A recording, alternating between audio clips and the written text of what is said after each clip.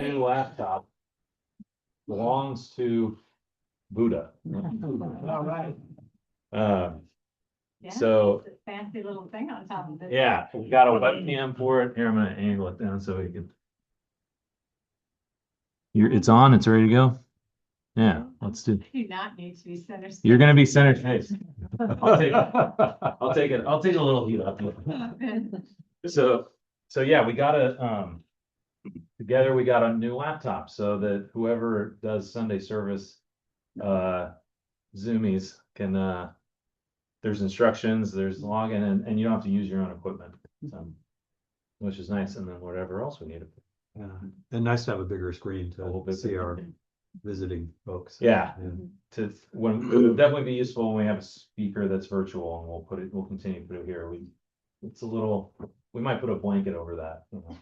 But it'll be a little bit bigger screen, hopefully the audio works. Do we have anybody else that's No. in regularly? Oh, regularly? Not regularly. It varies. We usually don't have more than 3 or 4. Yeah. But Because that's been a concern to me. I can't Yeah. make it over the hill and yeah, I'd like to know I can tune in. It is set up for the year. Each year we renew the meeting and the ID doesn't change, so you can log in and we just click in. So yeah, please join if you can't make it over. So again, my name is Michael. I'm gonna back away up from this a little bit. How this came to be is very recently there was a sesshin called Denkoe, which is this celebration of the Buddha's enlightenment or reaching nirvana.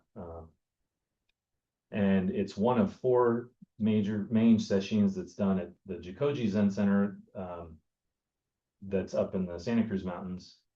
And 4 of us that are here, practitioners here at the Santa Barbara Zen Center, attended.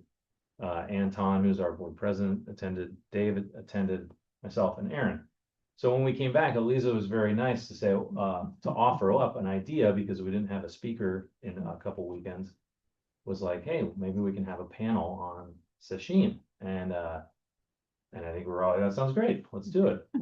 And then meanwhile, Anton emails me and says, hey, can I get your picture? Can I get your picture and like a bio from you for the website so we make it official? And I was like, all right, but what happened to the panel? Like, I didn't know this was me. And then it just kind of morphed from there. I was like, okay, well, maybe I'll do a little bit of a origin story on Sesshin, or a little background on Sesshin.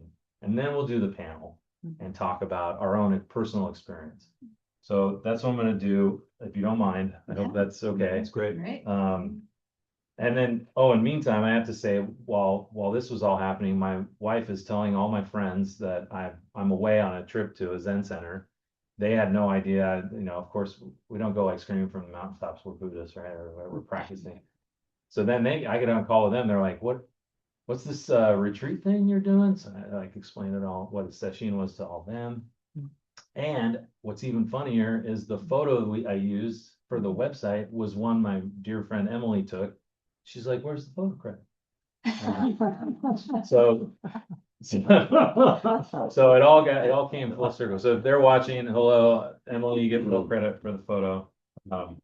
And Casey and Matt and Jordan, my dear friends, who will do our own session sometime soon out in nature. We love about getting out there. So, all right. So I started actually last night. I went ahead and did a little calligraphy.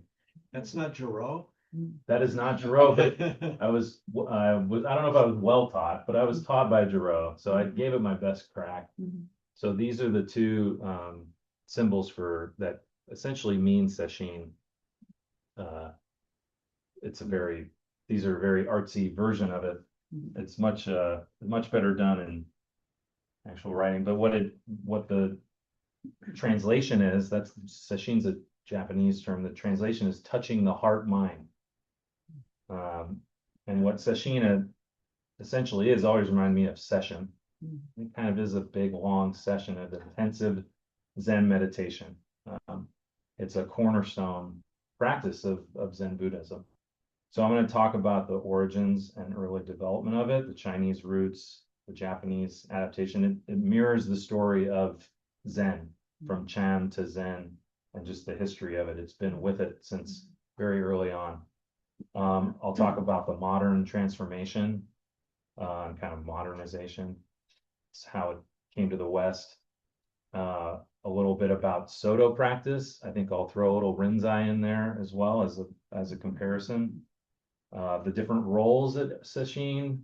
I'm not going to get too, I'll try not to get too in depth. I have a lot of information here if you want to look at it afterward, but I'll try to bullet points, and just some case studies of people's experiences, contemporary experiences in Sesshin.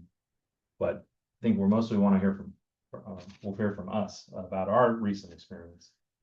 And so just real quick, I've only been to 2 week-long sessions. I've been to one that's like three days long, more abridged version. That was the first one I did, and I'm glad, because 6 days, 6 or 7 days just sitting is it's nice to warm up to that. If you're thinking about doing this, it's nice to start maybe with a weekender. But a full session is a week long typically here in the West these days, and it's pretty intensive. You sit, you eat, you use the restroom, you walk around. That's about it. You're not on your phone, you're not reading, you're not even talking. Typically you're not talking at all. There's noble silence on there. Doesn't mean people don't try to talk or that they're talking, right? It's definitely talking. But you're supposed to bow and take them aside and kind of speak quiet. But even that's like a no-no. So to just go into the origins, this emerged in the Japanese Zen monasteries during the medieval period. And, of course, the origins of Sesshin are difficult to pinpoint, but they say it grew out of the monastic tradition training system when Zen was transmitted from China to Japan in the 12th or 13th century. So early Zen masters like Dogen, who's the founder of the Soto skill, and Eisai, if I'm saying that wrong, correct me, but he's the founder of Rinzai. They emphasize these intensive meditation periods as being essential for awakening. So in the Chinese tradition of Chan, it goes back to the same monastic training system back in the early Tang and Song dynasties. This is roughly from the 7th to the 13th centuries. And these Chinese Zen monastery or Chan monasteries established these long meditation periods called Jingqi. Jingqi. It means intensive period. And this was typically held during the winter months, which makes perfect sense. I just pictured this immediately, like all the agricultural work has ceased. It's maybe snowing or the weather's terrible. And what are they going to do? But just sit. So they would just sit during the winter months, and they could devote themselves fully to practice. And it is a very devotive type form of sitting and practice. So they kind of had developed into seasonal retreats very early on. They had summer and winter training periods monastics would do. They call them Jiecha and Jiedong, or the two like summer and winter practices, and that became kind of the tradition. So when this was brought over to Japan around the 12th century, it was brought to both the Rinzai and Soto schools in the 1200s, the 13th century, and they were adopted a bit to monastic culture in Japan. I'm bringing this up because we're a Soto lineage Japanese tradition here, so I'll kind of edge into that. So Sesshin is actually a Japanese term, but it draws on all the Chinese concepts. And so Dogen was very influential in formalizing some structure. He had a manual called Eihei Shingi, which is the pure standards for the Zen community. And he had exact protocols for monastic life, including around these intensive meditation periods. But he emphasized this term Yoji Dokan, which means continuous practice penetrating all activities, which means that Sesshin wasn't separate from daily practice. It wasn't kind of like it is now, it's like a thing you go do. It was just part of their practice, and it was an intensification of the ceaseless training that was already underway. So they perhaps didn't really think of it as like, in a dual sense, which makes sense. That's what teachings of, eliminating duality. Sesshin was just part of practice, but it was a tradition that came up rather seasonally. So there's a bit more on these different periods of development that took place in the 1600s, 1700s, 1800s. These different eras leading up to the 20th century that all kind of summarize as being it became more codified. It did become more of a thing that had rules and styles and emphases. I think it came along too with like we had a tea ceremony and Jiro at the recent one we went to, the Japanese tea ceremony. He talked a bit about the formalization of Japanese tea ceremony. So I think a lot of the forms that got developed during those, post-medieval years up into the 17th, 18th century, they all part and parcel, all came together, and Sesshin was no different. So they started developing roles for different people that are in the Sesshin, and I'll get to some of those in just a minute. And schedules, became formalized and things of that nature. So, they did try to make it relevant to modern life, which I think is still being done today. It's trying to be made relevant to us here in the States. So there's subtle, I don't know, there's liberties taken, I think, to some degree to kind of make it palatable for folks. But it really did early on in these transformations in the 1800s, 1900s, they, was really trying to make it more accessible to lay people. So less a monastic tradition and more available to lay practitioners, like me, which is nice because I've had a great experience with them and I'm looking forward to doing another one. So there's mention of Harada Daiun Sogaku, who lived from 1870 to 1960-ish. And he was particularly innovative and influential in the Soto and Rinzai approaches. And in this sense, making it more accessible to the lay people. And that came to the West. He significantly influenced that. So we'll try to get through this so we can get to us talking about our stuff. But the main sesshin, the traditional, most well-known sesshin is Rohatsu, and that's a week-long retreat in early December that commemorates Buddha's enlightenment. So I must have Danko later on. It commemorates something. Maybe his Parinirvana. Parinirvana. That's right. The Yeah. death. The death. I got that backwards. Rohatsu celebrates his enlightenment. So this is a typical session these days. Multiple days of intensive zazen where you're just sitting. It's usually 5 to 7 days. You could be sitting up to 12 hours a day. Maybe a little less, maybe a little more. Historically, traditionally, you get minimal sleep and very simple meals. That's not always the case. I've gotten good night's sleep, full 8 hours. So, but you may not sleep well. You might not sleep well. Maybe that's where the minimal sleep comes in, because it's pretty intense. It can be rather hard on the mind and body. You're sitting a lot. You're sitting with yourself a lot, and your body is sitting a lot. And so your back, your knees, you want to be comfortable when you're sitting, but it's still just a lot of intensive sitting. So, but I found that it was exhausting, so I slept really well. That was me though. That's not everybody. There's reduced conversation or complete silence, like I was saying earlier. And then there's different little elements to it, like dokusan, which is a sitting that you would have one-on-one with a teacher. At our most recent retreat, it was really nice. We were kind of outnumbered by teachers, the students. There were maybe 5 teachers, 4. There were a lot of teachers. And there was dokusan opportunities with almost every one of them. And that was really, really cool. And that's a great place. In the Soto tradition, they're often just there to kind of ask you in dokusan about your practice and kind of let it go from there. In the Rinzai tradition, a lot of koan work gets done during sesshins.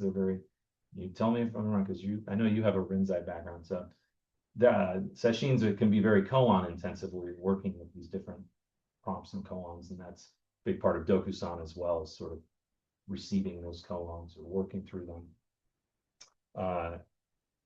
So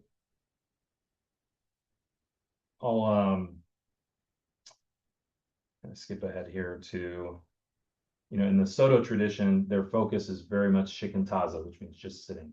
So you're not dealing with objects. It's just like sitting here, just more of it. You're not dealing with objects, koans, or goal seeking. Dogen had taught that zazen itself is enlightenment and not a means to it. So it just has this quality of just, you're just sitting. And I think when people hear this from outside the practice, they're like, wow, how do you just sit and look at a wall for, hours a day for a week on end? I think that's a really short-sighted perception of what it is. It's quite, it can be quite eye-opening, and just the process of that much sitting with yourself and nothing else it's hard to put into words. It's quite an experience.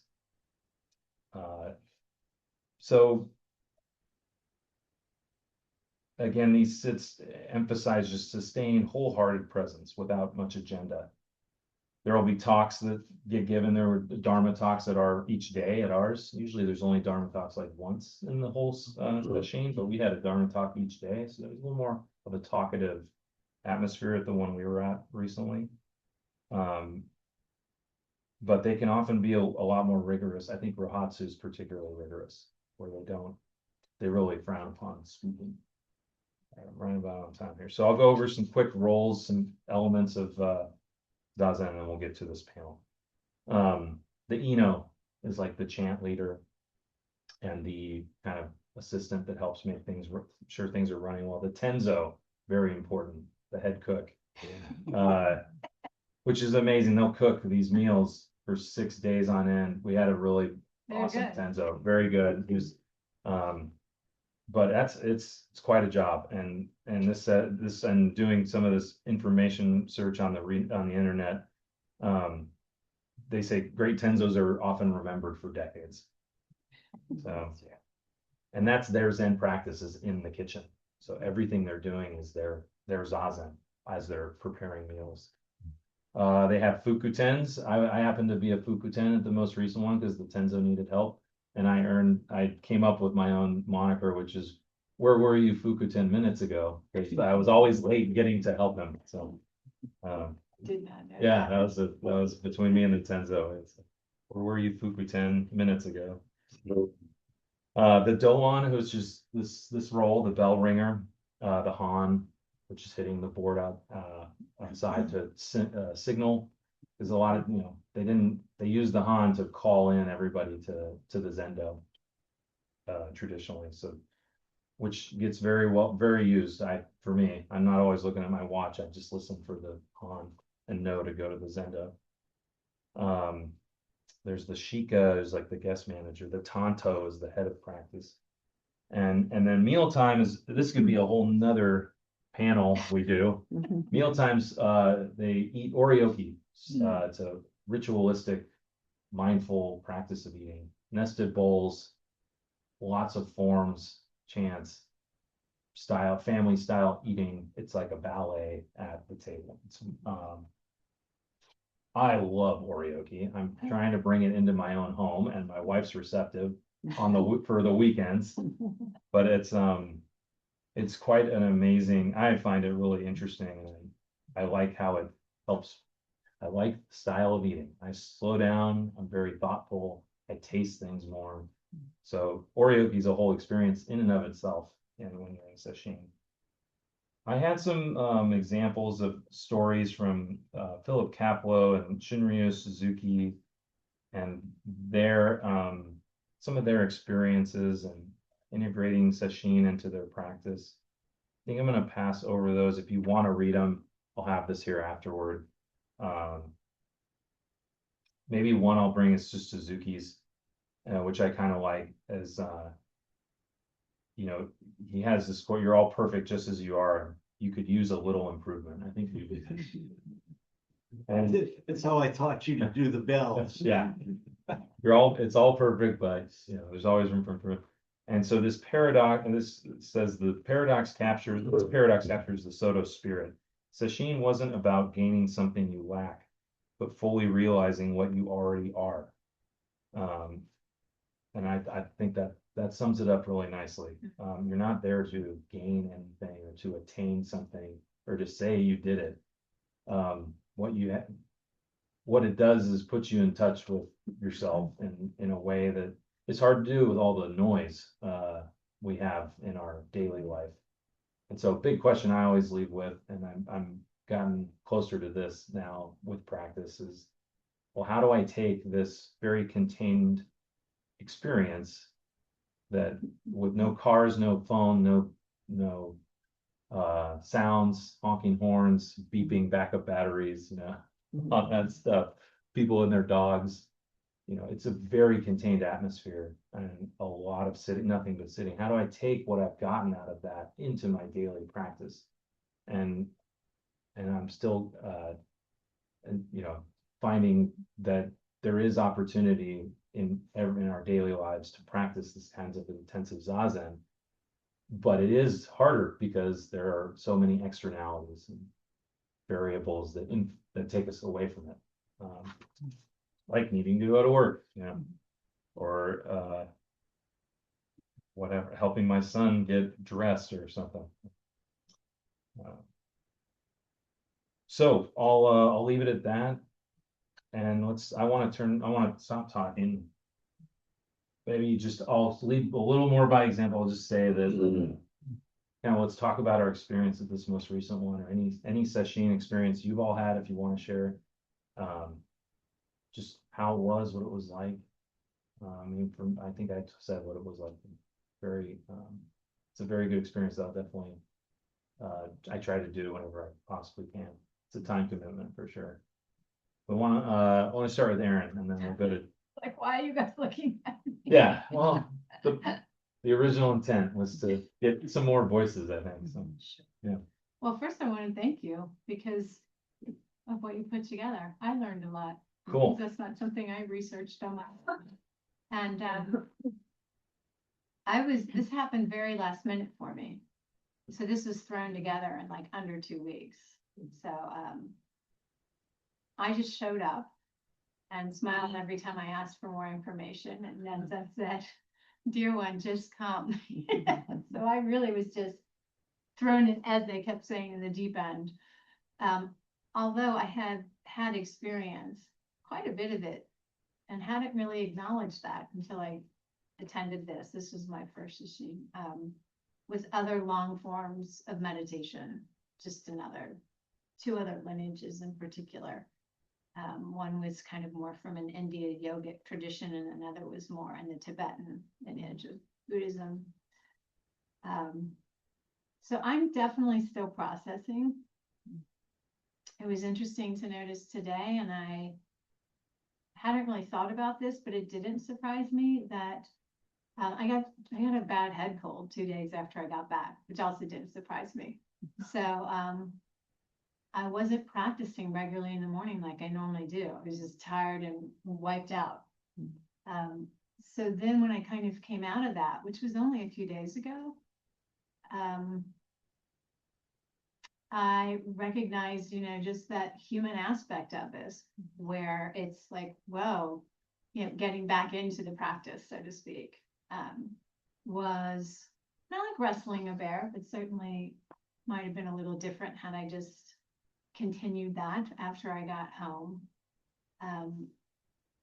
But today when I was practicing, one of the things I noticed, and I definitely attribute to doing the sesshin, is the fact that, and then this has happened to me before in the past, that the structures that we set up, everything from the bell to the bowing, you know, all of the rituals that we use, and I've talked about this a little bit before, those, as you practice those more and at times go into a deep dive with them, they take me and lock me into a space pretty fast.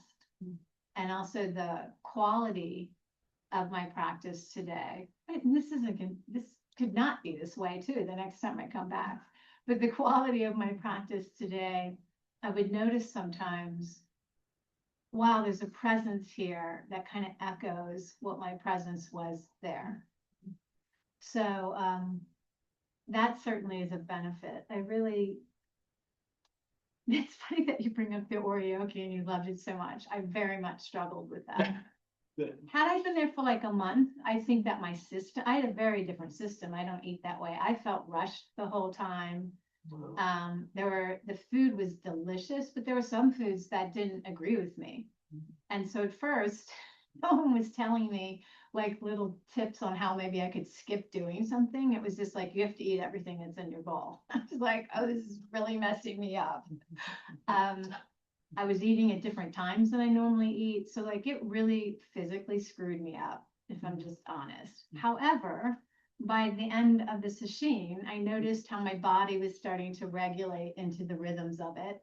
And like, kind of as Nelson was teaching me, kind of the tricks of the trade, kind of, the adaptations that we're making so that people that live now in this day and age can practice in a way where you're not creating more suffering for yourself, Right. So, but that all happened toward the end of the week. But I am still, I want to be mindful about what I say about this experience because I'm still processing it. The practice isn't just the sitting, and everyone knows that, but I don't think you really know that until you get there. And that really, it's up to each of us. As I was engaging, you're in and out of practice all the time, which is really just more how present am I, while I'm there, which is how we are throughout our day. And so could I walk down the path more mindfully as I'm on my way to the Zendo? As I'm in the shower, what am I thinking about? Or could I just be present with the water and my breathing? The practice could really be taken anywhere. And just like in life, I was coming in and out of that practice all the time. Like, all of a sudden I'm rushing to the Zendo. And then I would kind of catch myself. And why are you rushing? There's no need to rush, but how that's kind of been trained into me from the culture we're in, what have you. So there were just lots of moments to work with that. And because you're practicing, as Michael mentioned, in community, in a tight-knit community, and also what was helpful was to learn from some of the teachers, this practice came out of a monastic tradition. So even with the oryoki, I was talking to one of them about it, and they said, it really was helpful where they said, they had to get 100 monks brew a meal really fast. So it's not just that, it wasn't built just upon like, how can we create this really mindful experience? It was also very practical and trying to move people through, get their bowls clean, all of that. So that helped me relate with it in a different way. But in this tight-knit community you're in, it gives you an opportunity to be very present with yourself and with everyone else and all that they embody as well. And I speak for myself, and watch my mind, which it didn't do too much of, but kind of ricochet off the usual walls of observing, judging, oh, I don't like that. Why is that person doing that? That sort of thing, like feeling and just kind of beginning to translate it more as the energetics of my own experience. That's how I would put it, rather than labeling it and needing time to dissect and analyze it or something like that. Just letting it be. So it was an opportunity. Then there's no difference, when we get down to it, to let myself be and let others be and see what just emerges out of that space. There's so much more I guess I could go on about, but I do want to allow other people to talk and And it is just unfolding very gradually, and the experience itself. Oh, one last thing I would say is within our culture, and I've noticed this in other experiences I've had with these intense experiences that we do, and in kind of this tight container we move ourselves into together, or little womb cave, is for me, I think in our culture, the integration of it is as, if not maybe, especially in our culture, more important to have support around that.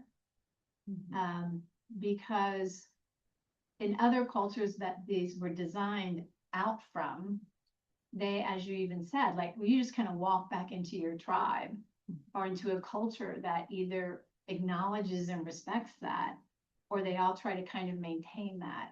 We're just thrown back out into this world, where most of us are on our own. And so I really was questioning that. I was curious around that again, because this happens a lot. People talk about it a lot. Is how do I maintain or just really stay connected with what I experienced? Because at least from my own experience, it is very easy to just kind of have it, go off into the ethers. And I'm not saying it still isn't having an effect on me, but that I think there are ways for us to support its blossoming more so. And I think what was really wonderful is I had an opportunity to talk with two of the female teachers there who really are thinking a lot about that more too, on how the relational space outside of that space is vital, and is part of the practice perhaps that doesn't get talked about or recognized as much, sometimes. So this is something I am sitting with right now in regards to my experience. So thank you for letting me share. Yeah, I always noticed they kind of warn you as you leave, like, take it slow, take it easy. You're in an altered state of mind by the end of it. You definitely are. Your wavelength is slow. And so I've noticed each time I've driven away from there how slow I'm driving, how foreign it feels, which is very odd, how crazy everybody else seems for the way they're driving. And it takes, I wish it took longer in a way, but it doesn't take long for me to adjust. But while I'm adjusting to, back to the rubber band, the boomerang, back to how I am used to driving, I'm very aware of like how slow I'm going and how things are moving differently. And it's sort of a physical reminder of what I've just been through in a very mental way. I always found that interesting. I really appreciate your share. That's really nice. And yeah, I hope, I'm sure you've done more than one, right? Oh, Yeah, and you've done some too. And I feel like for me at least, there's echoes of in each one that I've done, but they've all proven to be different experiences for a lot of the reasons you mentioned. But why don't you go ahead? Dave? Sure, I'll add a few thoughts. To your point about coming back to the real world or whatever this is. We came back, our Sesshin ended on Super Bowl Sunday. And so we were trying to bypass Santa Clara on the way back just because the traffic was going to be, well, I think you stayed over, Michael and I left on that Sunday. And No, I left Sunday too. you did? But I took the PCH all the way down. I did too. Yeah. So we got home in time for the Super Bowl and Bad Bunny and all of that. It's a very interesting adjustment. It was. Couple of things that I think are going to echo what Michael and Erin said. One thing, and I'll try to kind of give you a little visual of what this mountain retreat looks like. It's up in the Santa Cruz Mountains, up from Saratoga towards the ocean. So it's probably 10, 15 miles up into the mountain range there. And it's on 12 wooded acres, and then it's surrounded by about 15,000 acres of undeveloped land. So it's very beautiful, very pastoral. 3 very large buildings. There's kind of a community building where the kitchen and the community room is, and there's some infrastructure underneath for washers and dryers and storage and all the things that they have going on there. Then there's a large Zendo building where the large Zendo is, which is maybe 3.5 or 4 times the size of this room.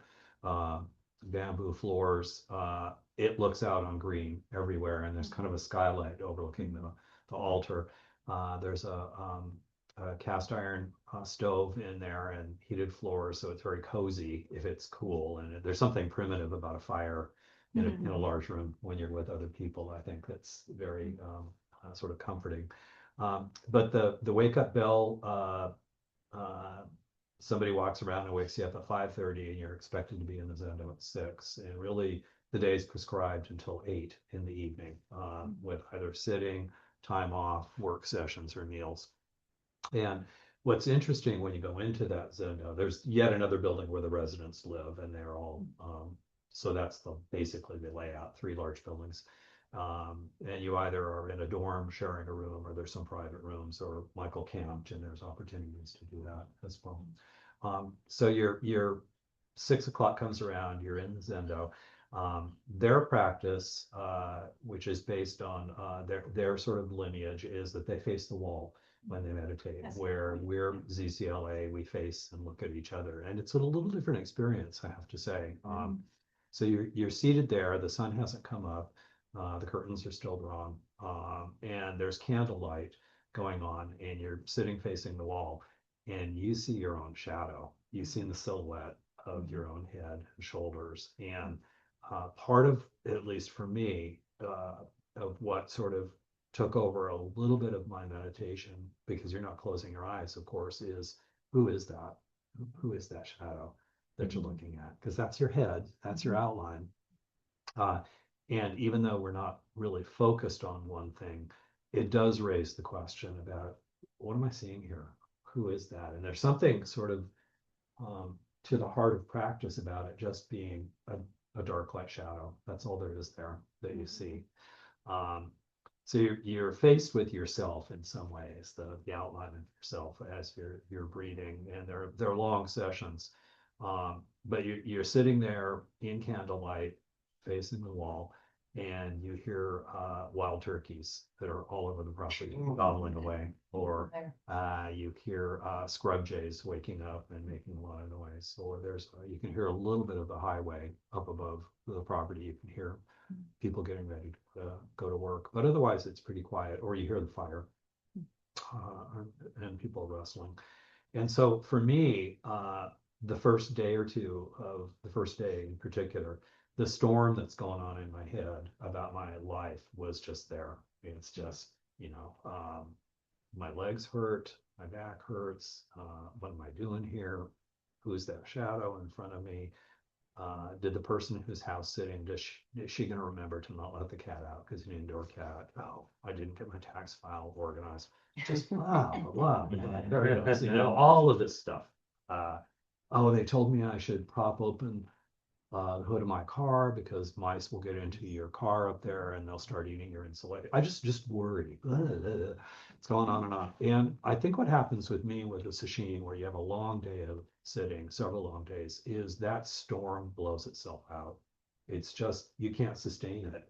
And so and pretty soon you just get bored with your own shit, basically. You keep, all this stuff that you're worried about and thinking about too much, you just get exhausted thinking about it, and it just leaves at one point. And then you can sort of get quieter and really start thinking about who is that shadow there that's going on here. So that, for me, that's one of the qualities of sesshin, is all the busyness, you get a chance to let it blow out, and you get tired, and then you're there with yourself, and you're there also with, probably we had 14 people, I think, including priests. You really have a feeling of sangha.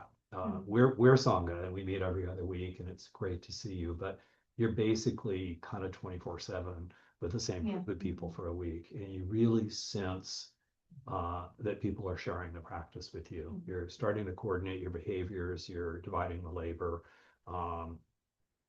and you're working together to make it all work. And so people are asked to take on roles like playing the han or being doan. There's some training provided, or stepping in and after the meals and cleaning in the kitchen. And so there's this kind of collaborative effort to make it work. So that's one quality of it, of being in this very large room, really for quite a few hours during the day, and getting tired, and then being okay with that, being okay with the pain in your legs, because that's just all it is. It's just pain, and it's not dictating your life. You just see it and adjust if you need to, but you just see it and don't obsess about it. Don't push it away. Don't cling to it. It's just there. On oryoki meals, and we did have this ritualized style of eating where you get 3 bowls about the size of the blue bowl on the altar, and there's 3 of them. They're nested, and so they're wrapped up in a particular way. You unwrap them ritualistically, and then you take out your chopsticks and your little spoon and your little spatula, and they're supposed to be placed in a certain way. And there's a person across from you, and there's a leader of the meal, and the clapper goes off, and the lids to the serving bowls come down, and you put them at one end, and then there's another clapper, and down come the bowls of food. And you don't serve yourself. The person across from you takes your bowl, and non-verbally you indicate that you'd like some food, or you wouldn't like any of that food, or as they're serving you, you raise your hand. Yeah, That means, that's true. I wasn't told it at yeah, first. I've had enough food. And it's remarkable and how quickly it goes, because you do feel a little bit rushed, but at the same time, once you're onto it, you sort of know how to pace yourself. which I learned, yeah. What I found about it is that I ate so much less than I usually do. And Yeah. I love food. And but I had a small container to begin with. Each of us did. And you don't take a ton because you want to eat everything that you've been given. And then on the return, you can have more. But I found that I tasted it. I kind of had enough. I didn't feel hungry anymore. Mhm. It was like I actually tasted and was aware that I'd eaten and I was full. And so when the bowl comes back, normally I have a mountain of food when I eat at home, but in a lot of cases, I never took seconds just because I tasted it. It tasted great. I'm full. Just sort of, I don't need more. And so I ate a lot less. And I think it just made me mindful of what I was eating. And I was aware of what I was eating. It tasted good. I didn't need more. So I'd like to maintain that at home, is just take smaller portions, really taste it before you pile more on. And oryoki makes you do that. And then there's a lot of things that you have to pay attention to, a lot of ritualistic things. As Michael used the word ballet, I think it's very balletic because you're working in harmony with other people at the table. But I think what it forces you to do is it forces you to be in the moment and pay attention, because you're collaborating with other people to make the meal work. And if you're kind of wandering off in your thoughts and not sort of handing the bowls in sequence, or wrapping your utensils, or cleaning, or pouring the hot water to clean out your utensils, it's detailed, then it kind of messes everything up. So you're really paying attention. You're in the moment. You're watching what's going on around you. You're paying attention to the food and the taste, and making this whole enterprise work. So I like oryoki in that sense, is that it's sort of attention. Just pay mindfulness to what's going on in this moment, because you need to. So I think my takeaway of almost all of the sesshin is that it kind of forces you to be in the moment. You can't just wool gather. You got to really pay attention to what's going on to make it work.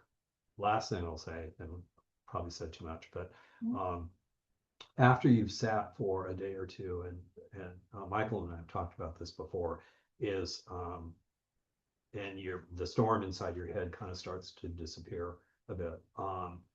There are occasional breakthroughs in your meditation where you'll be sitting facing the wall, deep in meditation, and you'll have a flash of insight about your life, or something about who you are relative to sangha or other things going on in your life. And they describe them in sort of Zen teachings as kind of kensho moments, I think, which are these kind of breakthroughs that you have where all of a sudden you just see yourself in a different way that you've never seen yourself. That it could be you sense the truth of your interconnection with everyone else.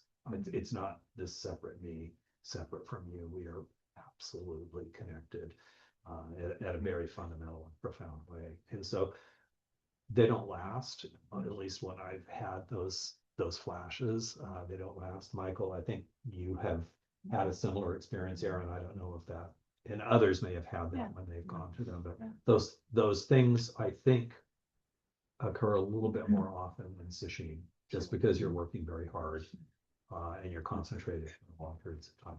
So that's what I had to add. If you don't mind, I'd also just like Sure. to add, Sure. a group of people that live at and came in and support Jikoji. I arrived a few days earlier and they were all so kind and so open and wonderful and just accepting of my presence. And I think all of us probably felt that too. It was a very unassuming group, even though they were embodying certain positions, while they were there. So I really appreciated that. It added, for me, a certain element that, I need, which is to feel more relaxed within these rituals that I was learning, because at times, of course, the mind's, which I appreciated in myself. I'll admit this. I think it takes years of practice. It took years of practice for me where I wasn't going into shame or blame with myself. I was just like, oh my gosh, I just spilled water all over the table. Now we're gonna have to slow this oryoki down. And later, like, That was awesome. when the teachers came out and they're like, everybody's done it. It happens at every single session, just like, and this isn't a pat on the back, it was a noticing that I thought, oh, I didn't go into shame around that. I just kind of giggled and I was like, I don't know what I'm doing. I'm going so fast at first. But I will just I wanted to reiterate my gratitude for everyone there and for what you both said, but particularly kind of riding on what you said around the opportunities just simply to come into an awareness that you are afforded when you're in that kind of environment are really, I don't want to say like they're precious, because I really do feel they're vital for everyone to have those opportunities. So I was even thinking about on the drive home, like, how can this be woven into the fabric again of society? So it's not just the few that get to go off and do this, but I just want to add it on more than anything about how all of the people there that were holding space for this to happen were, including us, but that set it up. They were really wonderful, really a wonderful group of people.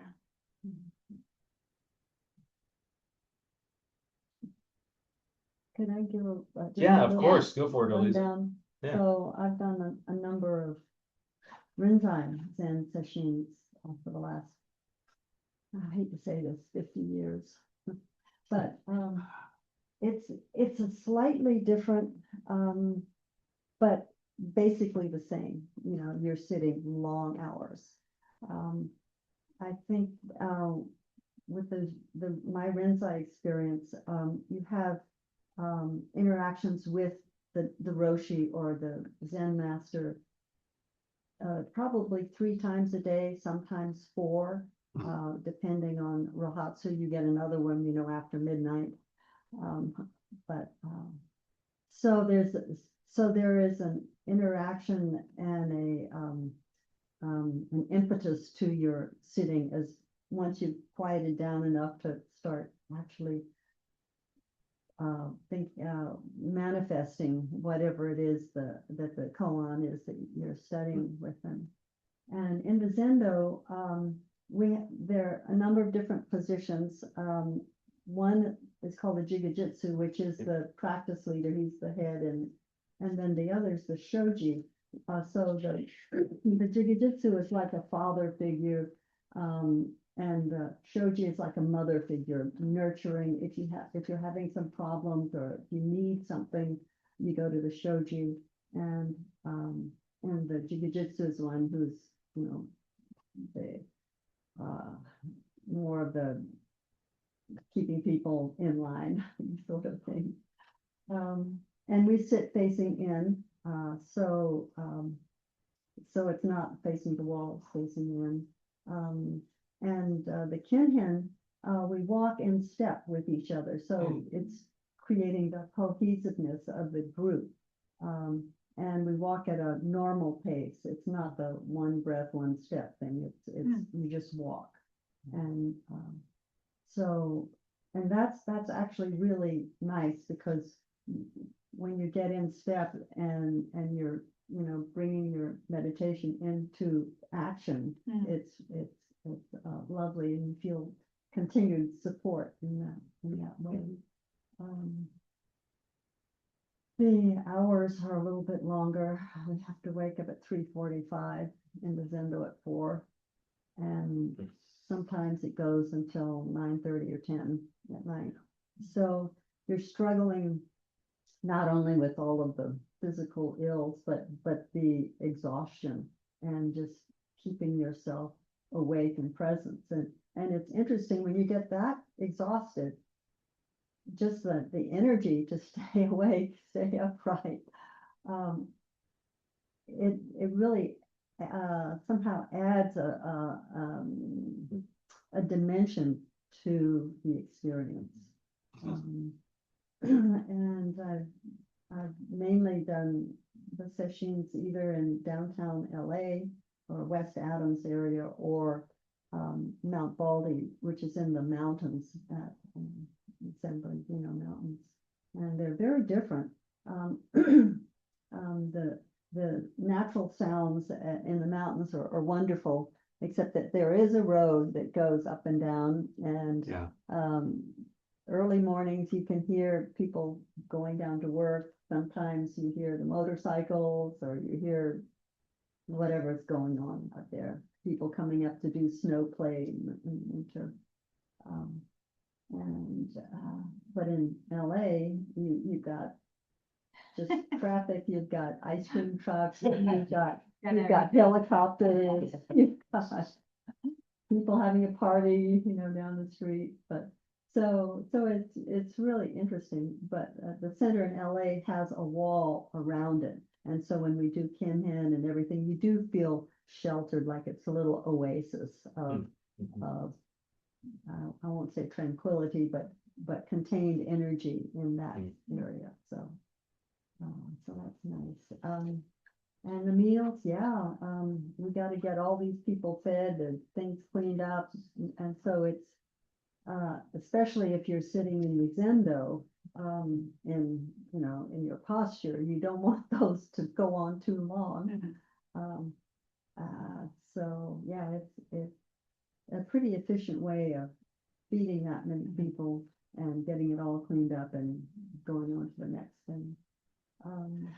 So yeah, I highly recommend doing sesshin if you can. It's a commitment. I usually, before one, I have this dual or competing thing of dread, because I know it's going to be I'm going to be tired, but then the excitement too of actually having this time set aside. In a way, it's like a vacation. It's a vacation from the rest of your life. All the other things that are pulling your attention. So it's nice to be able to just work on yourself. The other than oryoki meals, I really appreciate the chants, why we're taking this food, and appreciating where it came from, and using it for the betterment of all sentient beings. So that was really good. I have a bunch of questions logistically. Yeah, so Real quick. we have 5 minutes left in our program and. Well, I got but go ahead. 5 minutes to talk. Perfect. We'll have So a nice- I'll- And then we have a summarize. Stop and bring it home. piece. And like the Tibetans said, eat, shit, and sleep. Everything else is none of your business. So, logistically, so you said you started at 5:30 up and then 6 o'clock on the mat. How long and how many sessions did you guys do? My, Ours sounds a little more tame compared to what you're describing now, but, go ahead, please, I'm sorry. no, I was just like kind of mind melding with you to remember. I think it was 40-minute sit, Okay, 10-minute kinhin, 40-minute sit. And then following that, and that started at 6 in the morning. And following that, then there is the service. Two more after that. okay. And then there's another 40-minute sit, 10-minute kinhin, 40-minute sit, and then I think there's a break. So Yeah. they were a little, I beg, Yeah. There's a little bit of an afternoon time. to- yeah. Yeah. There's- yeah. Then That's it a bit repeats over- itself that's my in the experience. That's was mine as well. Yeah, so The that's work two, period's called 40. samu, and so you get to go clean an area or work in the garden, or there's something to do physically to Yeah. get you kind of out of just sitting all the time. But you're supposed to do it in silence and Time to go to sort of, bridge. yeah. Go to the park. But I So think that that's counts. So 40, maybe 10, eight- 40, maybe 10, eight- 40. 8 40-minute sits or something like It that. is something like that. Well, But one of the afternoon sessions, this one was, the theme has to do with commemorating Buddha's death and his not coming back, his parinirvana. And so his last teachings had to do with kind of the qualities of wise people, wise men. And there was a priest who led us in conversation around that every afternoon. So there was usually about a hour conversation that the priest led, and we'd be in a circle like this, and the priest had prepared some things. So that was different than just the sitting. Okay. There was And that piece. I've never heard 5 priests, so Yes. who was there, if I can Yeah. ask? So, Tom Tolan, King Ho Right. from Milwaukee. There was, Ocean Jennings he's from Baltimore. Right, Washington. Nenza. Nenzen, we know Chris Nenzen. Colin Tetsuho, he was Tetsuho. visiting. And from He's Austria, He's from Austria, yeah. but he's What American. about Michael? Michael was wasn't there. Michael was there. Newell? Michael Augustin, Oh, Tenshin. Augie, Yeah. and he was our, But what about Michael New? he was traveling. Koshu was there wasn't from there. Colorado. Oh, you got 3 of my shakuhachi students you just named. Yeah, Oshie was there, and then, Misha came up from Mountain View. Yeah, Misha was Um, there yeah. for 2 days. that's right. Okay. I do want to mention before we end that for some of you don't even know, we used to do this in Santa Barbara. I mean, back, Really? I've only been here 10 years, but we, at Barcadero del Norte, up by Winchester Canyon, we used to rent that for the whole weekend and do that in their clubhouse. And Ah. then we rented the Centennial House at UCSB for Rohatsu, and we would do the 3 days, never a week. Mhm. We do 3 days, and the last day was always all night. Mhm. And I was always Tenshin and Ken and me and Koan. And then other people came in 1 or 2 of those. And one of those at UCSB on a Saturday afternoon, right outside was a cheerleading camp. So that was difficult. That's funny. But That's- anyhow, we've had a history in this group of the 3-day, several times a year. So Oryoki, we did the most recent Oryoki was at the Natural History Museum. yeah, at the McVeigh House. So We did a so we have, couple of. but with Koan Yeah. passing away, we've lost a lot of that connection. And we had Joel got us into the house at Centennial House Yeah. at UCSB because he was a professor there. Mm. So these connections are all gone, Mhm. but we can start over and do whatever we want. Hey, what fun. want to say one quick thing, because I actually was at Jikoji before Nenzin discovered it. Well, she had discovered it, but because my daughter's up there, my daughter is almost in the same canyon, but it takes about 25 minutes to get on Highway 9 up to it. And my first memory of Jikoji was watching Michael Newhall in the kitchen. I was astounded.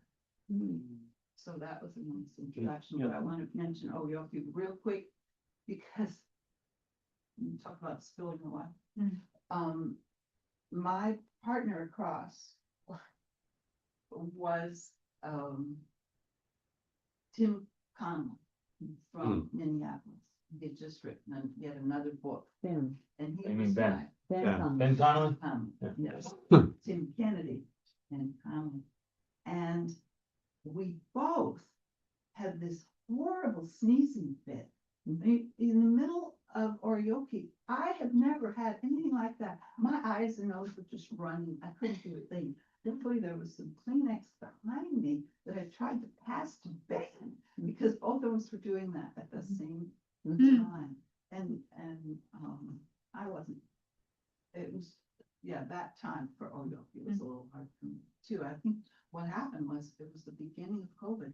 It was the first weekend of the COVID shutdown. And I think we both were feeling symptoms.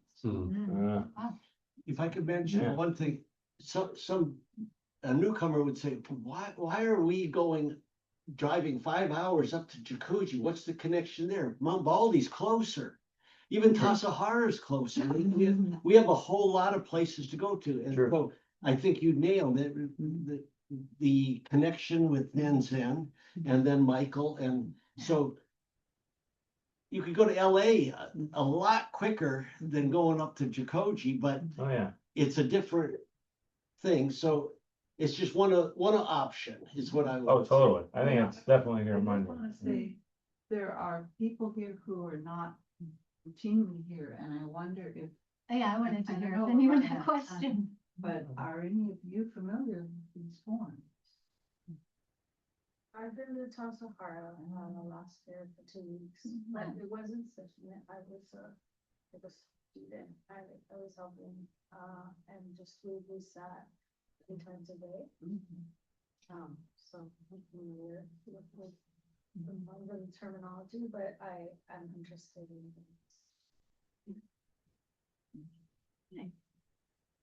I've been learning piece by piece for a long period of time, but I think in one sense or another, I've been doing sesshins in various forms, walking through the woods for long periods of time, taking canoe trips in the wilderness, things like this. But sitting for that long of time would be huge for me. That walking in the woods idea came up in one of our conversations around how do you get kind of to this place, or where you feel that sense of connection and peace. And a lot of people mentioned being outdoors. And the wild turkeys. And the wild, You don't get that in LA. no. They're coyotes, though. These turkeys are showy. They show their tails. I mean, they do the whole turkey thing. It's pretty cool. About 5 or 6 years ago, Minneapolis had a blow-up of wild turkeys in the city. That would, it was, it's very fun. So I haven't participated in, I guess, Sesshin from the Zen lineage, but I have done, I don't know if I call it a retreat, like a 3-day program. More with like Tibetan lineage, I would say. So a lot of stuff around like metta and a lot of the more like ritualistic aspects of that. You know, the reason I attended that, and this was some time ago, is because my dad is very focused on like a Tibetan lineage, and he would take me to some of the retreats in the area where we were growing up, and there was college and stuff. So I have done a little bit, but nothing like Sesshin. You know, I know the terms. Have I seen them in action? No, I have not seen them. Look forward to hearing about Tibetan as a kid. That would be interesting. Yeah.